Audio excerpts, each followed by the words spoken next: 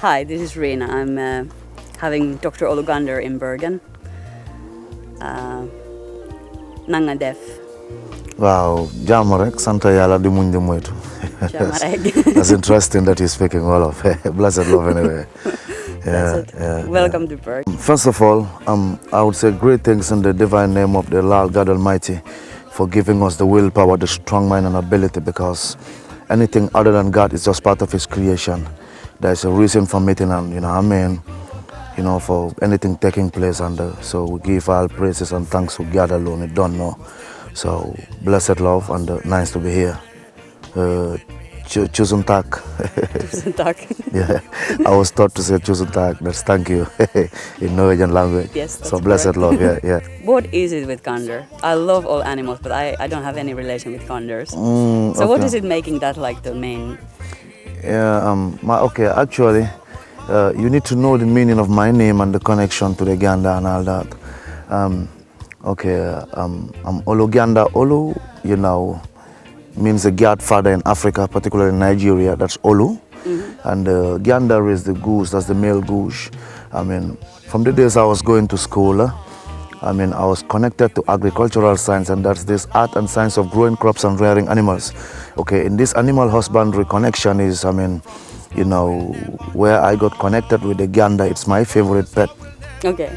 You understand? So how do you don't have it indoors like I do have my cats? No, not actually, So but I look.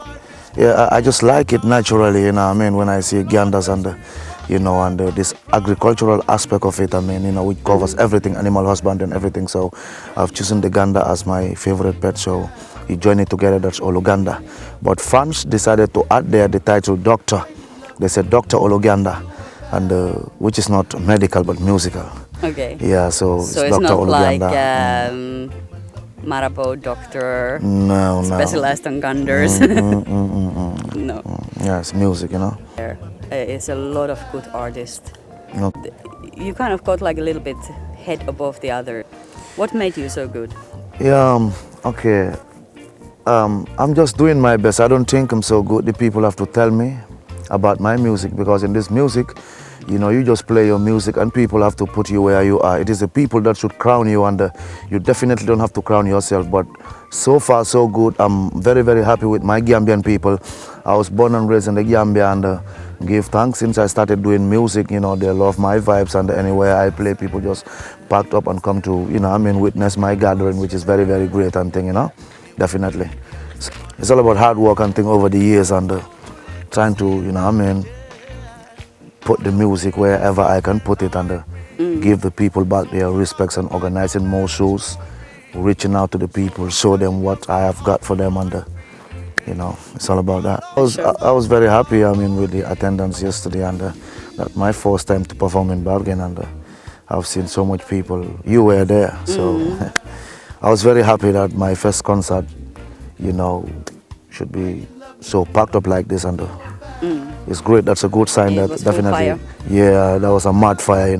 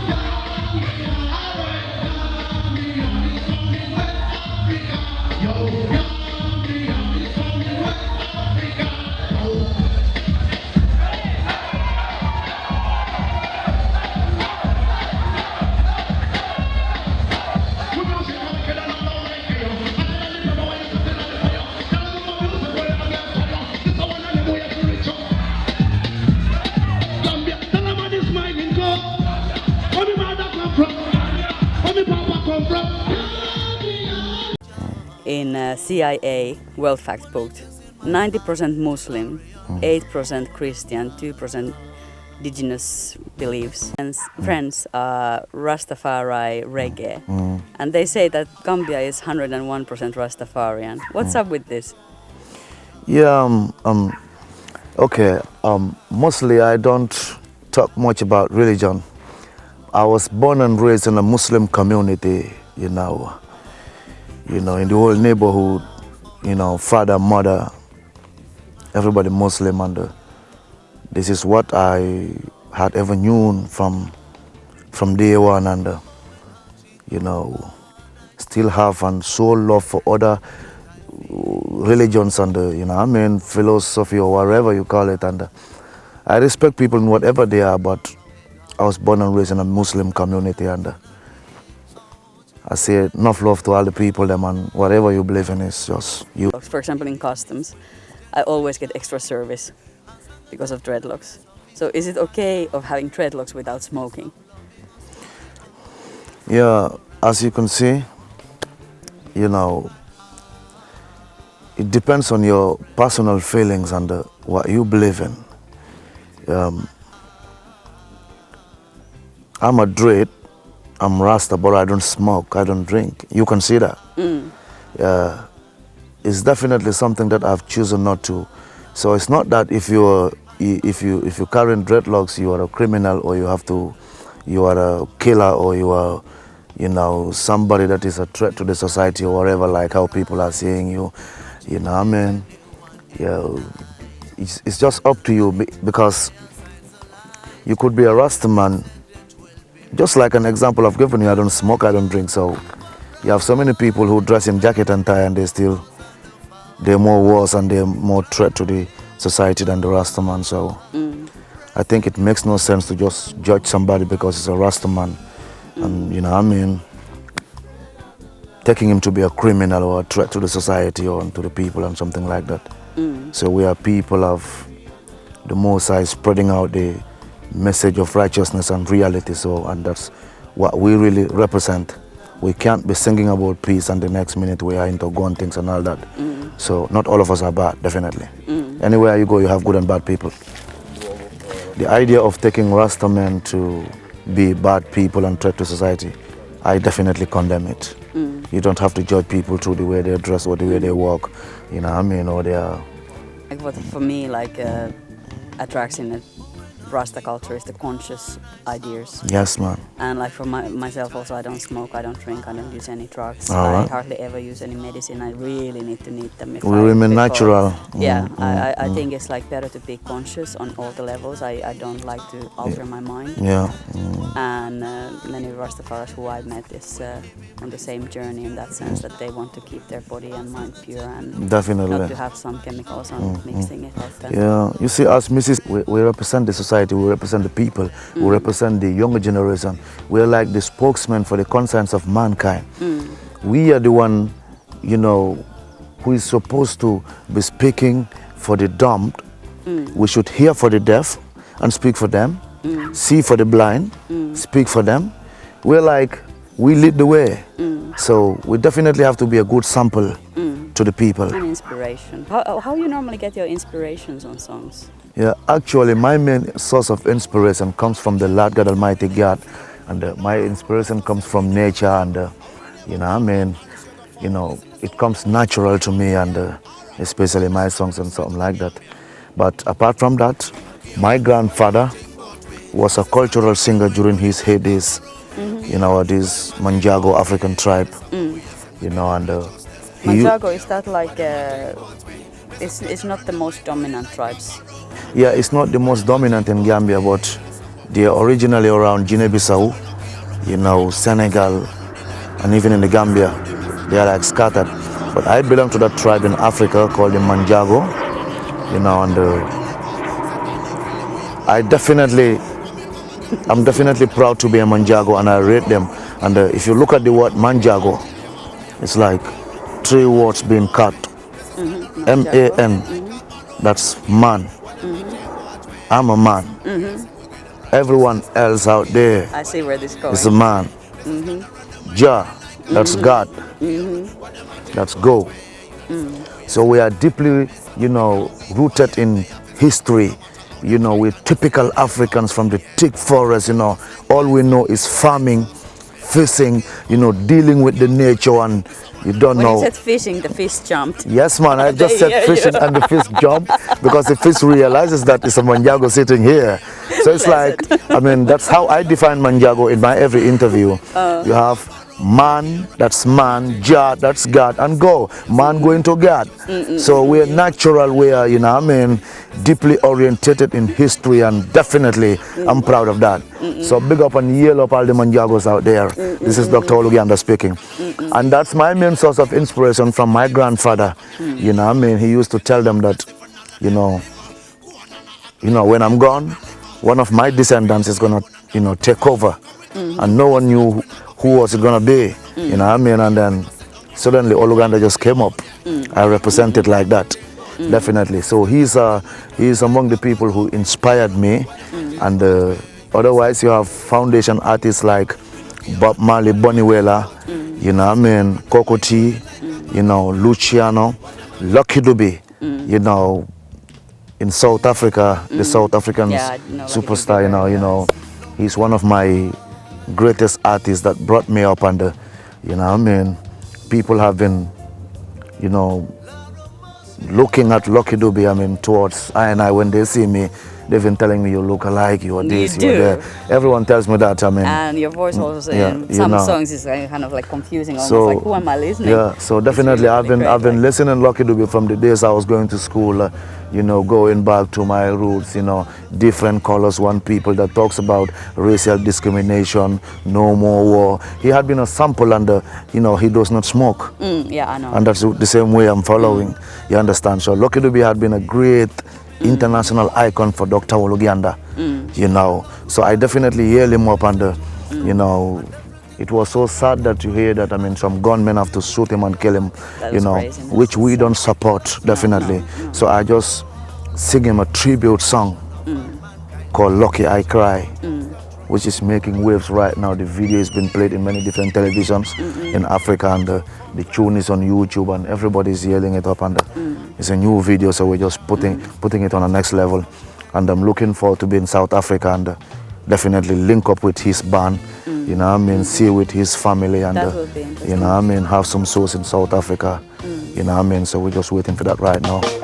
Yeah, man. It goes like, Lord of mercy, why, yes, whoa, hi, ooh, la, oh yeah, lucky you are gone, whoa, lucky you are gone forever.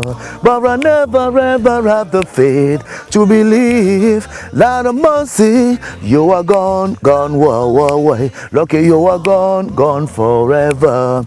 But I never ever have the faith to believe. Listen.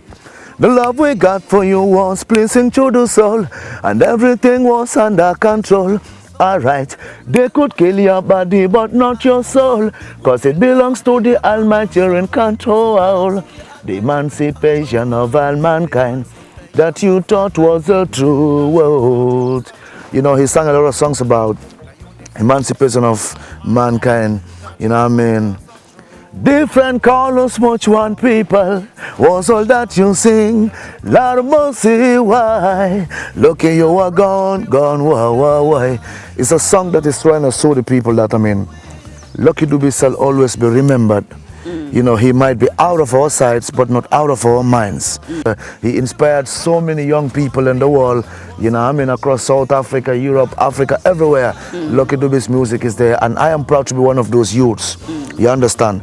I'm ready right now and continue the journey that he, you know what I mean, he had been spreading and he was treading on, you know what I mean? So right now, you know, we definitely have to talk about, I mean, that symbolic meaning of different colors, but one people, black and white, Indian, the Japanese, the Chinese, black people, we're all one family. You know what I mean? People of one father. You don't know, because when God created man, you know, he didn't say, he's, you know, whether black or white. He just created man in the image of God, and so we're all one family. Definitely. The fishes are feeling that too. Yeah. They're jumping. I think the fishes are feeling that, definitely. So we definitely want to continue treading on that journey right now, singing songs of peace and love, you know, bring humanity to one unity. Yeah, man, that's what we're up to right now. Music is a powerful carrier of message. And it's only music that can unite the people right now. Because if you're looking at the world right now, there's too much corruption, wars everywhere in the Middle East, Africa, confusion, you know what I mean? Problems everywhere. I think we definitely need to reflect our minds back to music, and you know what I mean? And when we say music, we're talking about good music that's gonna take the higher vibration, that's gonna take the people about the realities of life. You don't know. You know, showing them more love and bringing love in the heart of mankind, but not music that would just come and destroy the younger generations. You know, I mean, encouraging women to walk naked, and you know, I mean, all you know, I mean, the younger generation. You know, the youth them have to go to school, learn the golden rule. You know, I mean, you have to love your mother and respect your father. You definitely have to know where you come from in order to know where you're going to, and that's what life is all about. We definitely have to open our eyes in this Gideon right now and walk towards achieving our goal. And this goal can be nothing more than uniting the world. Definitely. Next. It's interesting, we're in the Flying Mountain right now, having a good vibe. Yeah. Yeah, Dr. Olugander and Rina, straight in Bergen. Yeah, man. A heavy issue. And I hope you have some other time, you can have a longer time in Norway. Yeah, also. definitely. I would definitely have to come back here. I love Bergen, I love the Flying Mountain, you know, and you know, I'm in the Flying Forest. Everything is nice. Yeah, so we have a good vibe last night. People came up and nice, so. And I need to come to Gambia to check out the reggae vibes you definitely have to come to Gambia. You definitely have to. One of the days that will be added on my travel journey list. Yeah, it is called the Smiling Coast in Gambia. Oh? Yeah, it's called the Smiling Coast. You see everybody smiling. Okay. We love the food. We have different dishes like the benachin, the yassa, super kanja, just like my song said. What is actually good? Like lately, I've been hearing the whole Caribbean reggae artists. Everyone is moving to Gambia. Yeah, because Gambia is the place to go right now. You know, I mean, most of these Caribbean artists, you see, everybody have a yard in Gambia. Yes, man, because Gambia is surrounded by Senegal in three sides, but the other side is the Atlantic Ocean. And when you look at this Atlantic Ocean, it goes straight to the Americas. So when there was slavery in Africa, I can tell you that Gambia is the right port where most of these people were taken to the Caribbean and all that. So that's why you see most of these Jamaicans look like Gambians. You know, Gambians are one of the people who can speak this real patois. You don't even know that they are from Gambia. They speak it like Jamaican, because even this patois, I believe, is that more connected to Africa, particularly Gambia, because if you look at most of the words in patois, it's found in our African Gambian language. Yeah, like in Fula and Sierra. Like in patois, if you say, "Come make we nyam food," nyam means to eat in patois. The same thing in Fula in Gambia, we say ari nyami. Okay. In Sierra, nyam, the same thing. So it's like, it's connected to two tribes, Fula and Sierra, in the Gambia out there. Stand with combination. Yeah, so it's big reggae festivals there, or is it just like random concerts in different? Yeah, we have festivals, especially the national festivals are held in, I think, every 4 or 5 years. It's called the Roots Homecoming Festival. Okay. You have Jamaicans, people from the Caribbean, America, England, everywhere. They come to Gambia. Okay. Yeah, and that's why it's called the Smiling Coast. Yeah, You had it, or? We just had it before I came to Europe. Okay. We just had it. So then I need to start following up. When is the next one? And Godfather Luciano was there, and Mikey General. It was great. I like to travel between the music to see like when is the good adventures. Yeah, you would love it in Gambia. Oh, okay, I will try it one day. It's been such a pleasure. Yeah. So I think we are going to continue our adventures in the Flying Mountain. Yeah. And I will say Jeff for now. And I will tell you, tusen tack. Tusen tack för dig. Thanks. I'm thanking you for thanking me of having me here. Jeff. Bless you. Salute.